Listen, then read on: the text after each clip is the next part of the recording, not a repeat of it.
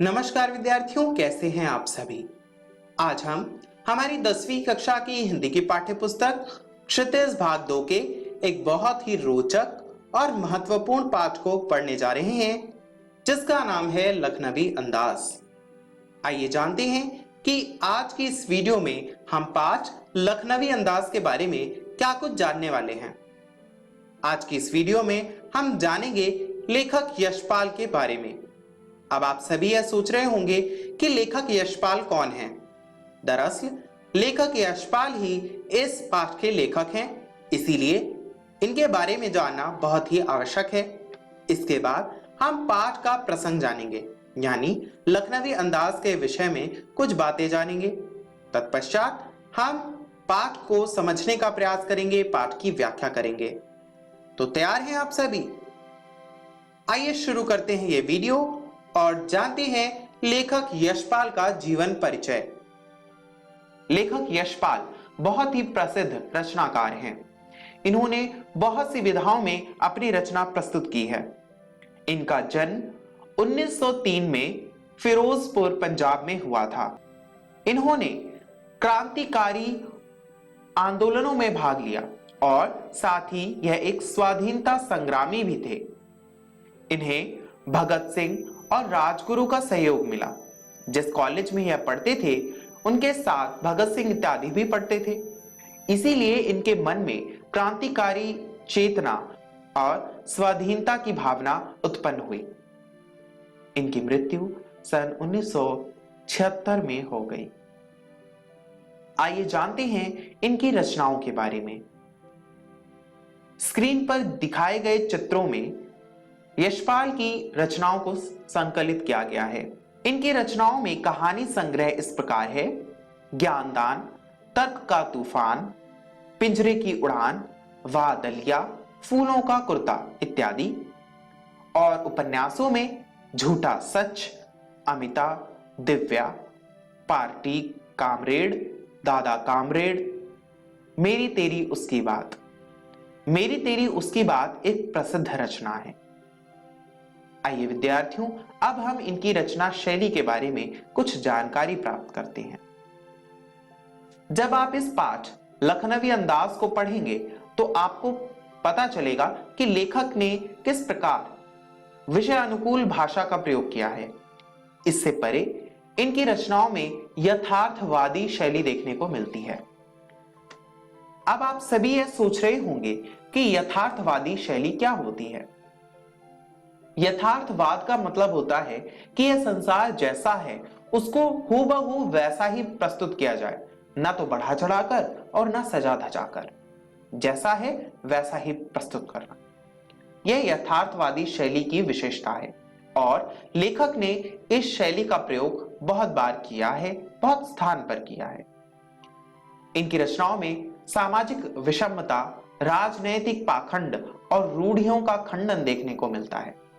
इन्होंने सामाजिक विषमता पर प्रहार किया है, वहीं राजनीतिक पाखंड और रूढ़ियों पर भी कटाक्ष किया है। इनकी कहानियों में, इनकी रचनाओं में सजीवता देखने को मिलती है।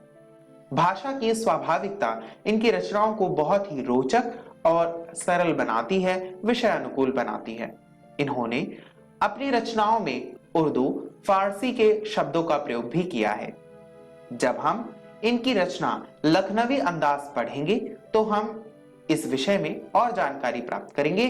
आइए पढ़ते हैं इनकी रचना लखनवी अंदाज।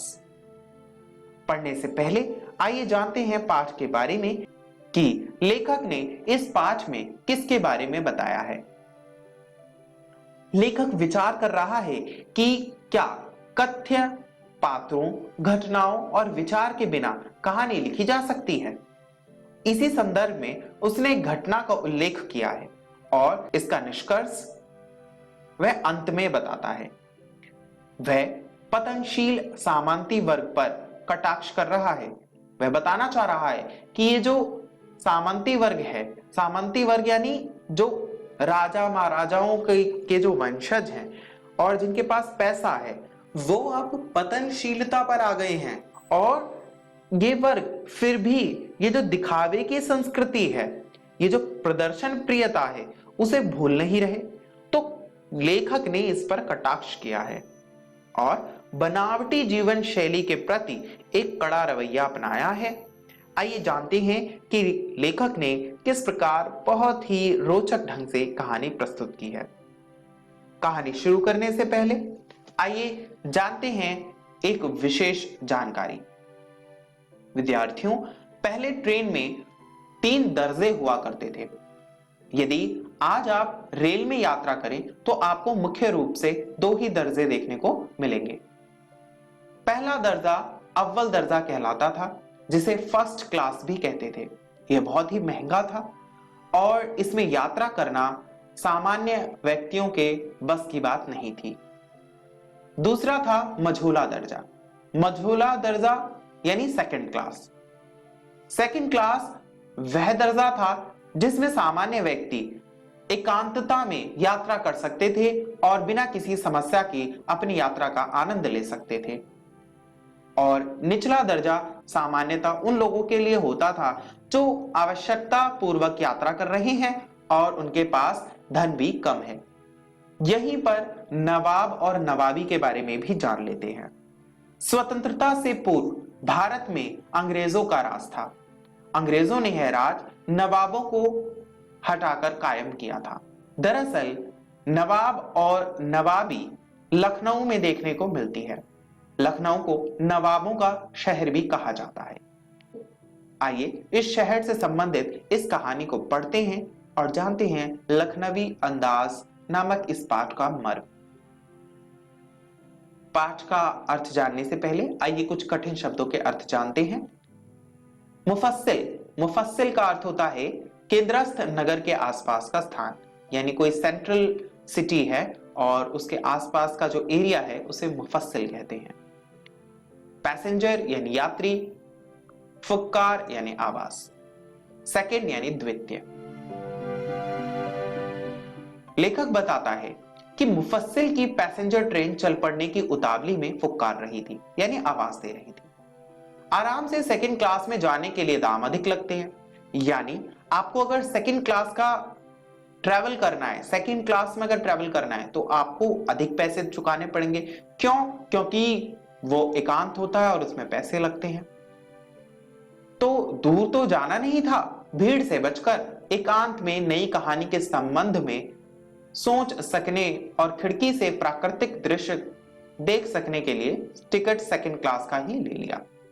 अब यहां लेखक बताता है कि उसको एक नई कहानी के संबंध में सोच विचार करना था और प्राकृतिक दृश्य देख सकने की सुविधा चाहिए थी, तो इसीलिए उसने सेकंड क्लास का टिकट ले लिया और वो वहां पर ट्रेन पर यात्रा करने के लिए तैयार हो गया। आगे क्या हुआ जानने से पहले आइए कठिन शब्दों के अर्थ जानते हैं। सफेद पोश, सफेद पोश का अर्थ होता है भद्र व्यक्ति, विघ्न यानी बाधा, अपदार्थ यानी तुच्छ और बर्थ यानी ट्रेन पर बैठने का स्थान। जो ट्रेन होता है ना, उस पर बैठने के लिए जो स्थान होता है उसे बर्थ कहते हैं। आप उस पर लेट भी सकते हैं। तो लेखक बताता है कि गाड़ी छूट ही रही थी। सेकंड क्लास के एक छोटे डब्बे को खाली समझकर जरा दौड़कर उसमें चढ़ गए, यानी लेखक जो है वो ट्रेन पर चढ़ गया। और अनुमान के प्रतिकूल डिब्बा निर्जन नहीं था। निर्जन यानी जिसमें कोई व्यक्ति ना हो, यानी उस डब्बे में एक व्यक्ति था। और कौन था वो? एक बर्थ पर लखनऊ की नवाबी नस्ल के एक सफेद पोश सज्जन बहुत सुविधा से पालथी मारकर बैठे हुए थे। यहां पर वो बता रहा है कि उसकी यात्रा में उसे कौन मिला। तो वो बताता है कि सामने 2 ताजे चिकने खीरे तौलिए पर रखे थे। डिब्बे में हमारे यानी लेखक के सहसा कूद जाने से सज्जन की आंखों में एकांत चिंतन में विघ्न का असंतोष दिखाई दिया, यानी नवाब साहब जो थे वो लेखक के ट्रेन में आ जाने पर खुश नहीं हुए। सोचा हो सकता है यह भी कहानी के लिए सूझ की चिंता में हो या खीरे जैसी अपदार्थ वस्तु का शौक करते देखे जाने के संकोच में हो। यानी 2 बातें लेखक को सूझी। पहली तो यह कि नवाब साहब भी शायद कहानी लिखने के लिए आए हैं, या फिर दूसरी बात यह कि उन्हें खीरा खाना था और खीरा वो फर्स्ट क्लास में तो खा नहीं सकते थे। लोग बोलेंगे कि भाई इतनी तुच्छ खीरे जैसी वस्तु खा रहा है नवाब होकर, तो इसीलिए वो एकांत देखकर इस सेकंड क्लास के डिब्बे में चढ़ गए और लेखक के आ जाने पर संकोच करने लगे, बुरा लगा उन्हें। आगे लेखक बताता है कि नवाब साहब ने संगति के लिए उत्साह नहीं दिखाया, यानी लेखक से कोई खास बातचीत नहीं की, और लेखक ने भी उसके सामने की बर्थ पर बैठकर आत्मसम्मान में आंखें चुरा ली। आत्मसम्मान में आंखें चुरा लेना यानी लेखक ने आंखें बचा ली और नजरअंदाज करते हुए लेखक भी वहां पर बैठ गया। आइए जानते हैं कि आज की इस वीडियो में क्या जाना। आज की इस वीडियो में हमने जाना कि यशपाल कौन है, साथ ही जाना कि लखनवी अंदाज कहानी का विषय क्या है। शेष कहानी समझने के लिए आप अपनी हिंदी की पाठ्य पुस्तक क्षितिज भाग 2 से शेष पाठ पढ़कर आएं। इस वीडियो को देखने के लिए बहुत बहुत धन्यवाद। अपना ध्यान रखिए, फिर मिलेंगे।